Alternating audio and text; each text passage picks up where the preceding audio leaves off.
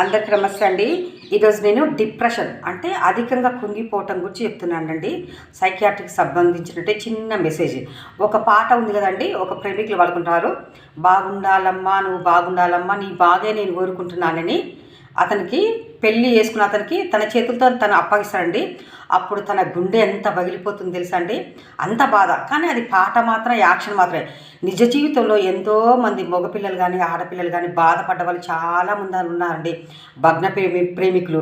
అప్పుడు వాళ్ళు డిప్రెషన్కి లోనవుతారు. బాగా ఆలోచించి బుర్ర పాడైపోయి అసలు వాళ్ళు ఏం మాట్లాడుతున్నారో వాళ్ళకి తెలియకుండా అంత బాధపడి వాళ్ళు సైకియాట్రిక్ ప్రాబ్లం వస్తుందండి.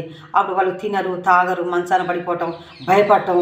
ఎగ్జాంపుల్, తాడుని చూసి పాం అని భయపడతారు. అంతగా భయపడి ఇబ్బంది పడే వాళ్ళు చాలామంది ఉన్నారండి. అందుకే అలాంటి పనులు మనం చేయొద్దండి. మనం అన్ని రకాలుగా ఆలోచించి వాళ్ళకి పెళ్లి చేస్తే బాగుంటుంది. లేదు చెడ్డ వాళ్ళని తెలిస్తే మాత్రం చిన్నగా నెమ్మదిగా అబ్బాయికి కానీ అమ్మాయికి కానీ అసలు విషయం తెలియజేసి నెమ్మదిగా ఉంచాలి, కానీ పిల్లల్ని మోసం చేయొద్దండి.